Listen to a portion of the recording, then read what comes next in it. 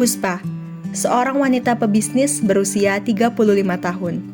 Meskipun sudah berkeluarga dan dikaruniai seorang anak perempuan yang bernama Nirmana, tidak menghalangi Puspa untuk merintis bisnis dan menghasilkan uang untuk diri dan keluarganya. Suatu hari, Puspa mendapatkan surat undangan untuk datang ke pameran karya kelas Nirmana yang ternyata bersamaan dengan pameran UMKM. Puspa dilema.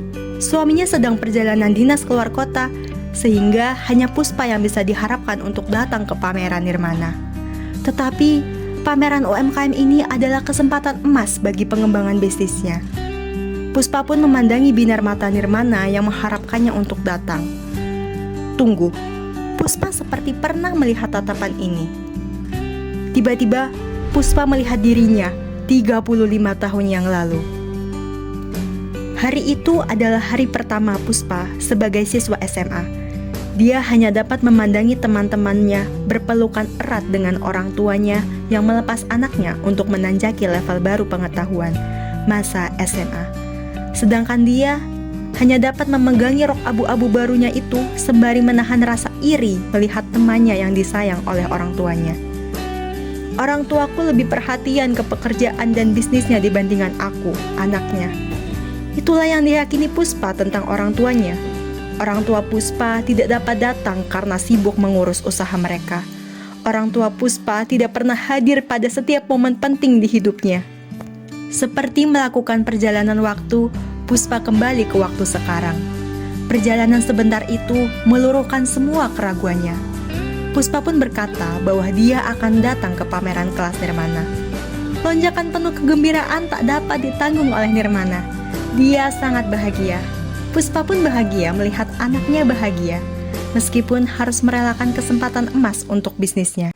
Tentu saja, sebagai pebisnis sejati, Puspa tidak akan diam begitu saja. Dia tetap mencari celah untuk menggantikan opportunity cost yang telah diambil. Brainstorming pun dia lakukan dan dia mendapatkan ide untuk memperluas pasar bisnisnya ke orang tua para murid.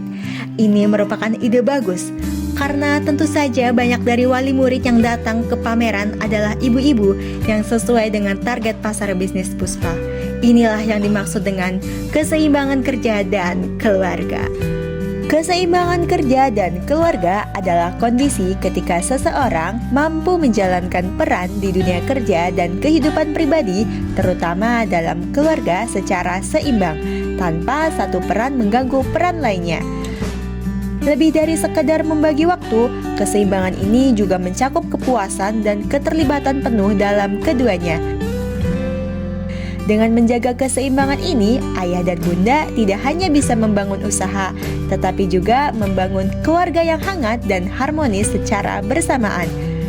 Karena pada akhirnya, keberhasilan di luar rumah akan terasa lebih berarti ketika selaras dengan kebahagiaan di dalam rumah.